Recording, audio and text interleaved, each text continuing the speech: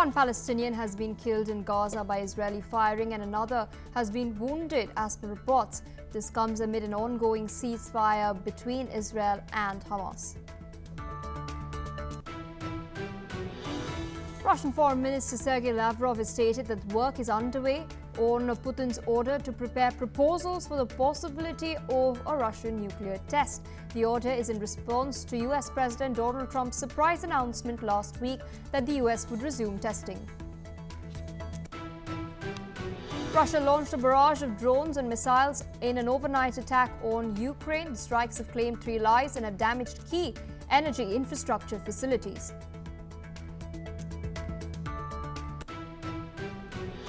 Three Ukrainian drones have struck an electricity substation in the Vologda region, 1,900 kilometers inside Russia, marking one of Kiev's deepest strikes into Russian territory up till date.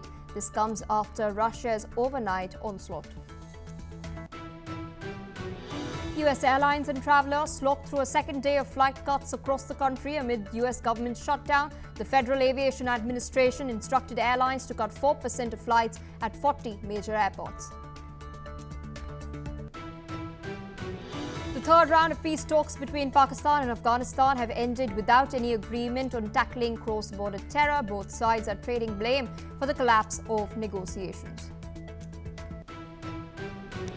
Taiwan's Ministry of National Defense has stated that it detected 18 Chinese military aircraft, 7 naval vessels, and 1 official ship operating around its territorial waters. The second typhoon in a week is churning towards the Philippines, with residents in its path now warned to flee the looming destructive winds and life-threatening storm surges.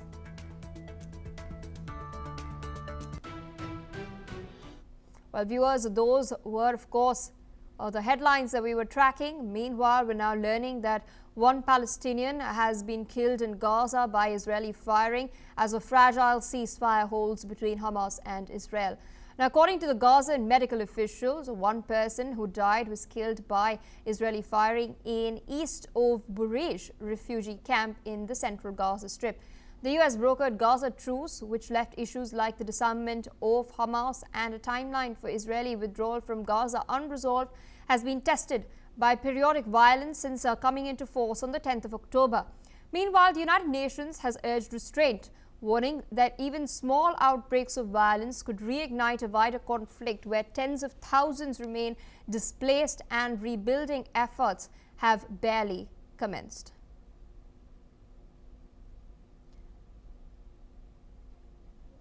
Joining us on the broadcast is Quinton Hitchcock, international affairs expert from Washington, D.C. Thank you so much for taking out time and speaking to us on NewsX World. We've been tracking certain incidents of these firings taking place, airstrikes happening as well in the Gaza Strip. There were also reports earlier of an IDF soldier having been killed in combat in southern Gaza. In the midst of all of this, the ceasefire, which is fragile, is still holding. Donald Trump has made it very clear that the International Stabilization Force will be heading there very soon. There has been a UN Security Council resolution that has been proposed by the United States of America. It is in the works. Countries such as Egypt, Qatar, Turkey, the UAE are all backing this on the ground as well.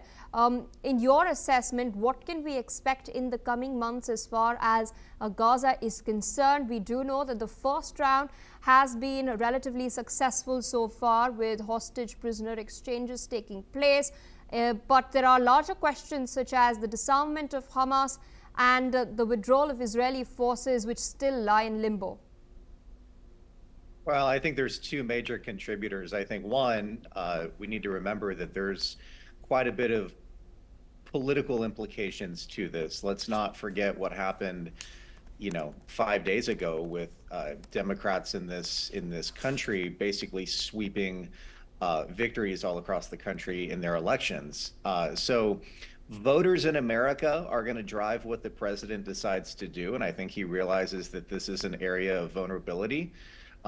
He ran largely on peace in the Middle East. So I think he's going to give a little extra attention to this. And I think there's going to be some rather big players in the Trump orbit that are deployed to oversee success on this. And then I think the other coin to this is that we need to realize that there's no path forward for Gaza to keep Hamas in their leadership in having any kind of favor with President Trump, or frankly anybody in the Western Hemisphere for that matter. So I think those are two things that we need to realize. But it is very fragile. I think there's a lot of not just political implications in America, but geopolitical implications with a number of different countries. So it's the stakes are very high, and it should be very interesting to see how the next round of this plays out. Indeed. Stay on with us. Meanwhile, also joining us is Professor Andrew Latham, international relations expert from Minneapolis. Thank you as well for taking out time and speaking to us on NewsX World. As I mentioned earlier, and I've been discussing with Mr. Hitchcock, we've been seeing these sporadic incidents of firing taking place where Palestinians have been losing their lives. There was an IDF soldier also reported to have lost his life in combat during these incidents of violence that have been taking place. How do you view what's happening on the ground? The ceasefire at large is still in place. There are, of course, other issues that Trump had mooted during his original 20-point plan, such as the disarmament of Hamas, the withdrawal of Israeli troops that are yet to be discussed. Yes, I think the best way to characterize what's going on the ground now in Gaza is that we're in a kind of gray zone. It's not open warfare the way it was before this deal was struck, and it's not the kind of complete ceasefire that was envisioned in the deal. It's somewhere in between. Low-level exchanges, periodic rocket fire, sometimes Israeli airstrikes, etc. So far, these have not derailed the broader ceasefire/peace process. But they have the potential to do so if it gets out of control. Thus far, not so far. And it's important to realize the limiting factor here is that the Israelis have no interest in seeing this escalate out of control, and so are very limited in their response and retaliation to these attacks on the part of Hamas fighters and perhaps others. And the Palestinian people have no vested interest in seeing this war continue. They would like it to end. They would like the peace process to unfold as envisioned. The only spoiler in all of this is Hamas, which cannot relish the prospect of being disarmed in phase 2 of this peace process, and cannot relish being banished to the sidelines, beyond the sidelines of Gaza's politics. So if there's a spoiler at play here in this gray zone, it's Hamas, not Israel, not the Palestinian Authority, and not the broader Palestinian people. Indeed, a quick follow-up on that note. We, in fact, were tracking some updates earlier. An Israeli security official stated that U.S. forces are now helping coordinate and oversee aid transfers to the Gaza Strip. The U.S.-led Civil Military Coordination Center, the CMCC, has commenced its operations. It will be managing the aid flows and stabilization of security. It will be deciding what aid enters Gaza and how. You know, we've seen up so far international organizations such as the United Nations. It had earlier warned of a famine. It also says that the aid that is currently reaching the people whose homes have been destroyed practically is not enough. The IDF maintains that it is allowing 600 trucks on an average per day, but UN has pegged that the actual figure that should be allowed is something around 1,000 to be specific. We have also seen instances of Hamas misappropriating the aid that is meant for the Gazans on the ground. How do you think all of this can then now be tackled with the involvement, the active involvement of the US CMCC?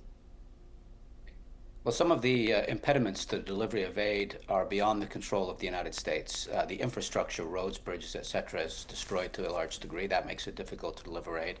And then, as you very charitably characterized, that Hamas is misappropriating some of these aid deliveries as well. Could Israel and the international community up its game? Yes. Will the infrastructure situation improve? Yes. And one hopes that Hamas will be further sidelined in all of this and will not be in a position to misappropriate this aid going forward.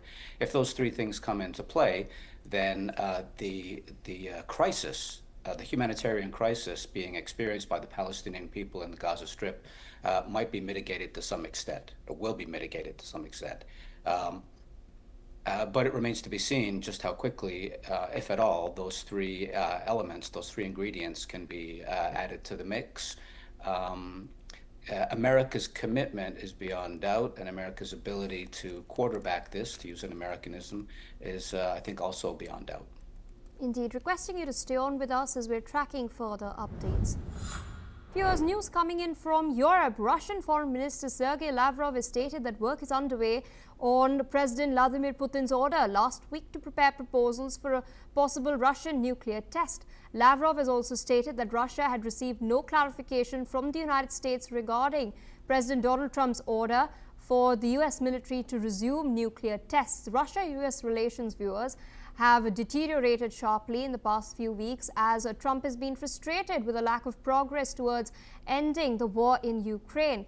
In fact, the planned summit with Putin in Budapest was cancelled as well. With us on the broadcast is Mr. Quinton Hitchcock.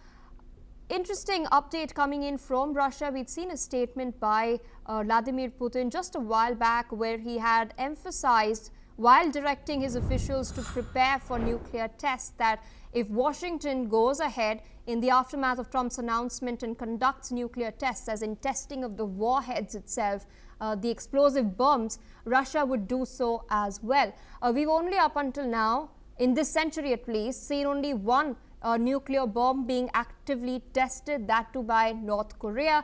The US conducted its last test around 33 years ago, so there's been a considerable pause. And Russia, of course, had done so even earlier when it was the erstwhile Soviet Union. With this now taking place, in your assessment, is this mere posturing, mere tough talk by the leaders? What has really driven Donald Trump's decision? Is it Russia or is it China as well, with reports coming in that China is eyeing expanding its arsenal to 2,000? And does this really risk reviving the sort of arms race that we've seen during the Cold War? Well, there's no question.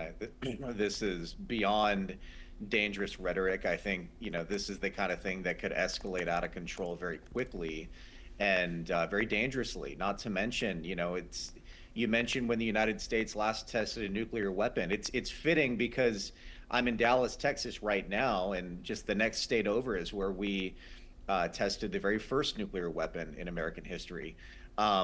There's beyond a number of very dangerous implications to this, to testing for both countries, not to mention the European Union, Ukraine, China, India, Pakistan, a lot of other countries with a nuclear arsenal are also looking at this and sitting on pins and needles to see what's going to happen. But in terms of our relationship with Russia, our influence in Europe, our influence with the EU, with Ukraine, with Russia, it's this could potentially be a very dangerous turning point.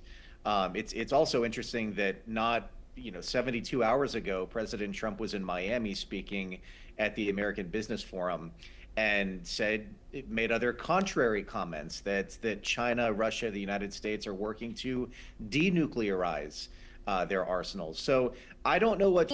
As one of the final hurdles in a peace process launched last year. The process aims to end generations of war that has claimed more than 40,000 lives. In a major breakthrough, the PKK announced in May that it will disarm and disband following a call from their jailed leader Öcalan to end armed struggle. This is what one of the demonstrators has said. Erst einmal sind wir hier, die Friedensinitiative von Abdullah Öcalan zu unterstützen. Ich meine, es gibt gerade einen Friedensprozess zwischen der Türkei und der kurdischen Befreiungsbewegung. Und der Architekt dieses Friedensprozesses ist Abdullah Öcalan. Und der ist ja schon seit Jahrzehnten drauf und dran, wirklich auf den Dialog, also er setzt auf Dialog, nicht auf bewaffneten Kampf.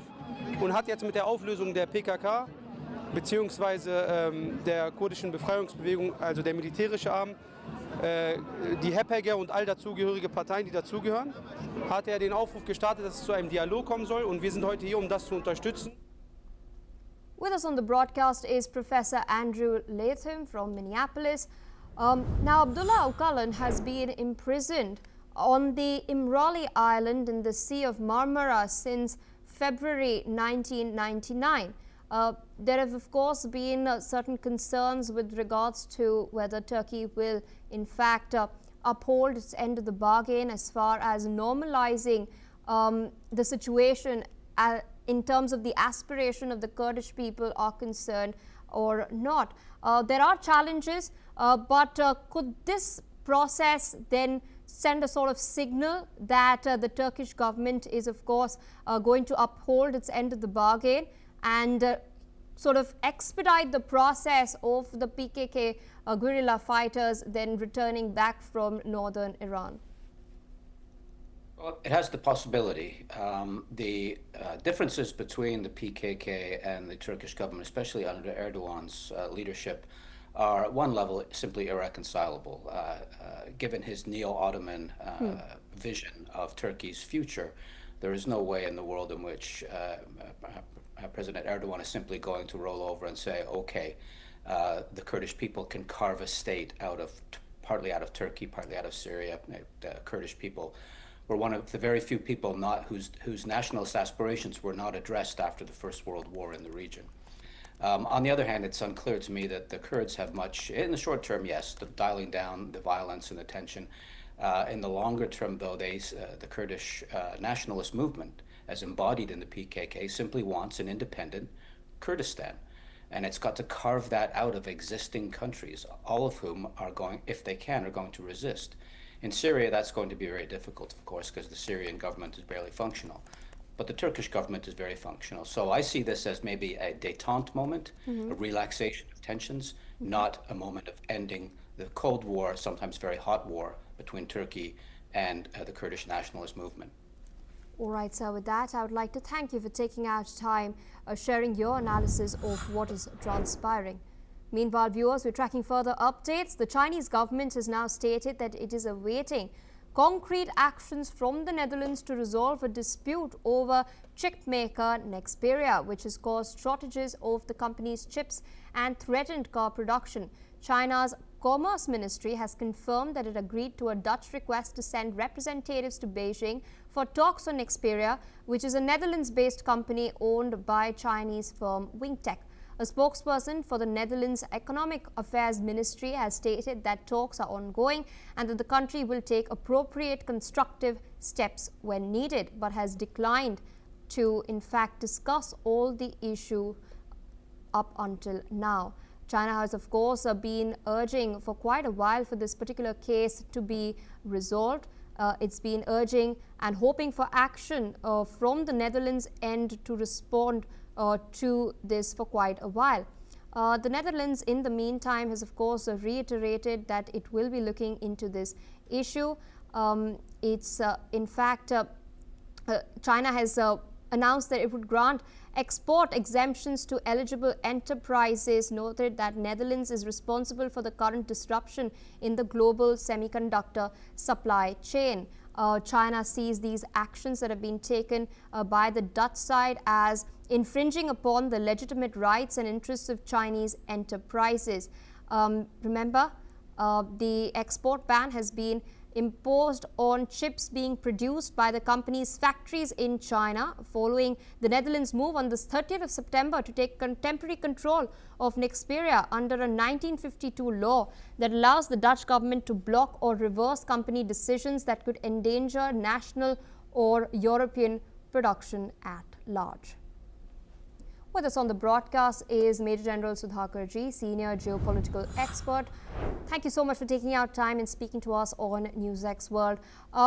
Now, a majority of the semiconductor chips that are manufactured in the world are through companies that are based in Taiwan. On the other hand, we also see the United States having tightened controls over the export of NVIDIA chips to China, the Blackwell chip to be very specific. Now, Nexperia's factories in China China has imposed an export ban on the chips being produced in Nexperia's factories in China, which has resulted in exacerbating this particular incident that is taking place as well. In your assessment, Could this meeting then help sort of resolve this dispute, and how crucial is it for China's interest to ensure that it does so, because it is facing supply chain bottlenecks from American pressure on Taiwanese firms at large? Yeah, Pia, good evening. Thank you. For a common viewer who's hearing this particular news would get an impression as if the China has to resolve the issue. And but incidentally, allow me, let me just make very quick reflections. It will give the right perspective. The issue started in 2023, following the decisions by the Netherlands to restrict supply of semiconductor equipment under pressure from the United States. Yes. China was left with no option but to announce curbs on the export of gallium and germanium. Why it started was, at that point in time, you see, Netherlands is very famous. No semiconductor is produced at one place. They have different components, different chips produced at different places. They're assembled at one particular place or maybe multiple places likewise. Now, Netherlands has got that lathe machine, that basic machine on which the semiconductor of different sizes are produced. So China, in response to pressure, US is behind the scene. It is put pressure on Netherlands. And Netherlands, very hesitantly, they didn't want to actually start this process of trade war, but they were left with no option. They had to start that. When they started, China started imposing curbs on two items, gallium and germanium. Gallium and germanium, they are used for solar cells and computer chips. So this also started causing imbalance and turbulence in the existing equilibrium of the market. So when that happened, again in 2023, US announced export control on advanced computing, semiconductors, manufacturing equipment. These equipments are also produced at different places in the world, but visually it is there in Netherlands. Now, China in reciprocation started putting curbs on export of high purity, high hardness, high intensity synthetic graphite material and natural flake graphite and its products. They are widely used in electric vehicle, fuel cells, nuclear reactors. Now, let me tell the viewers here, our electric vehicle requires anything between 1,000 to 3,000. At an average, 3,000 chips are required. And 3,000 chips are of different types, 2 nanos, 7 nanometer, and there also some of them are produced from NVIDIA, so likewise. But the central component is this particular graphite flake that I am talking of. China started imposing. And also, China imposed on an item called a neodymium, neodymium, Neodymium, neodymium. Without this particular mineral, it's a strategic critical mineral. Without this, F-35 cannot fly, Tesla cannot move, data centers will not have light. You know, those kind of things. So this antimony, they imposed curb on antimony also, restricted the supply. This affects production of strategic sectors like missiles, infrared sensors, flares, ammunition, even nuclear weapon. This battle has been going on. Particularly, it has picked up. It started in 2010. I don't want to go back too much in time, but let's focus from 2023 till now. Your question is, will it make any impact if the representative come to China, they talk it out? Yes, it will make an impact. It is affecting, people may not be knowing, the largest producer of electric vehicle in the world. Two-third of electric vehicles produced in the world are from China. Yes. China is also willy-nilly getting impacted because of this. But if China is, pushed to a corner, it is left with no option but to shift or gravitate from politicization of the minerals, critical minerals, to weaponization. If China has been forced to actually take recourse to this particular measure as a counter response of, countermeasure against the US pressure on Netherlands and such like countries. So therefore, to come to the summary of what I have said, yes, diplomacy and dialogue, they also have solutions in trade war, number one. Number two, this kind of weaponizing the critical mineral, it is not going to affect only China, it will affect the entire world order. The prices are going to go up, there is going to be delay in supply chain, and the uncatered for inflation is going to actually hit the pocket of the consumers. So therefore, it is in the larger interest of the economy of China, which is actually riddled with overcapacity, overproduction of equipment and the cars particularly. Also, it will impact the economy of USA, and Netherlands, being an intermediate agency, is also going to get sandwiched. So therefore, it is going to be a win-win situation if they talk it out and find a acceptable solution on the subject. Absolutely, sir. And I'd like to digress a little bit. Thank you, first of all, for giving that very comprehensive explanation and sort of in a very simple and lucid manner so that our viewers can understand. There's been another interesting development in Europe that has taken place. It's, of course, digressing from the topic at hand. We've recently seen a visit by Taiwan's Vice President, Xiaobi Kim. He'd visited Brussels, given a speech there, addressed European lawmakers. Several European nations, including France and Poland, have also welcomed Taiwanese officials. This all has taken place despite objections from Beijing. Now, Europe is looking at securing a trade deal with China.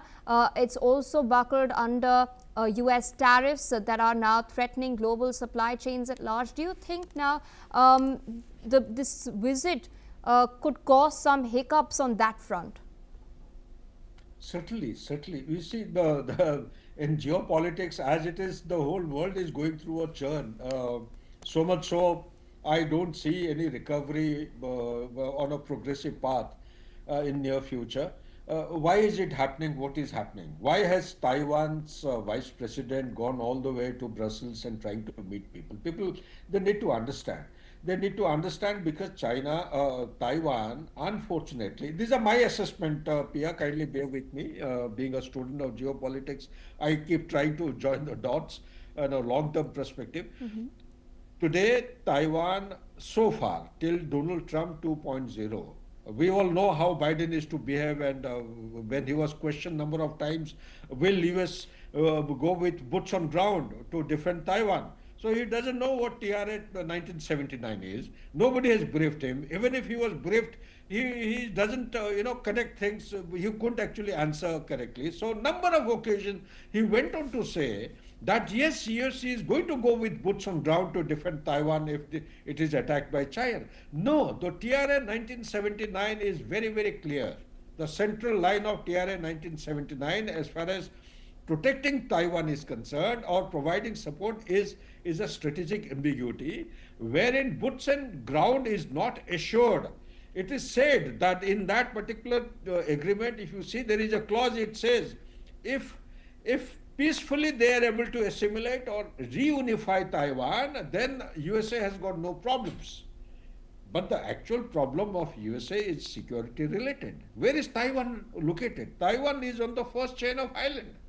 If Taiwan goes to China in an easy way, without any resistance, without any opposition, well, the first chain of island is going to be broken open, and they will have a free passage right up to the second chain of island, where the mother depot is called as the Guam Island. And Guam Island, I don't think they will have any problems to break through and start hitting the Hawaii Island. Hawaii Island is actually, it is the epicenter of the security imperatives of USA from the western flank. The western flank is going to be threatened by Chinese Navy. The speed at which it is escalating its production, defense production and vessels, and also military might, it will start posing a threat. So will USA ever carry out such kind of a dithering kind of a repression? But unfortunately, it is happening. Donald Trump as a person does not like conflict. There is a hidden agenda, and he's trying to reconcile and re-evolve a concept of relationship, new relationship with China. That concept of new relationship in today's geopolitics is called a G2. China loves, the bipolar world. USA has been insisting that unipolarity is the order of the day. And USA also has started realizing that China has overtaken USA in many things. Talk about economy, 3 years back or so, today China stands at 40 trillion US dollar in PPP terms, purchasing power parity. USA has got 30 trillion. India has got 17.7 trillion US dollar. So that is the economic jump that China has already got. Come about the military might. people may say that the equipment have not been subjected to any kind of validation or any conflict to say that they are competent enough to be applied against the military resources of USA. Well, they may not have got validation, they may not have been tried out, but look at the production capability. Today they have got 3 aircraft carriers, the 4th one is going to come out in a year or two, and the number of vessels they're producing, 25 to 27 in a year, which is unheard of. USA, Europe put together, they cannot do it. So likewise, what I'm saying is that there is a criticality as far as the US security threat is concerned. If Taiwan goes, unfortunately, Donald Trump is taking the easiest path. Easiest path is that if they do not appease China, their corn and their soybean will remain absolutely dumped in the central portion of America. Nobody is going to buy. China has gone in for the easy option of buying soybean and corn from Brazil. So that has caused an imbalance, and therefore they want to keep China happy. And for the timings, they have said that please do not do anything under coercion. Don't go into reunify Taiwan. And even if it happens, my fear is that under Donald Trump, USA is not going to accelerate or provide that unbridled military support which they used to do in Biden's time as also prior to him. That is my fear. And I also fear that Donald Trump may also agree to a peaceful reunification of Taiwan, which is actually causing a lot of fear and anxiety in the minds of the Taiwanese today. That is why the Vice President is moving around to glean global support, be it in the Brussels or Europe or anywhere in the world, because it is a country which is yet to be identified in the United Nations. It does not have an identity. It is considered as part and parcel. That one China policy is still applicable.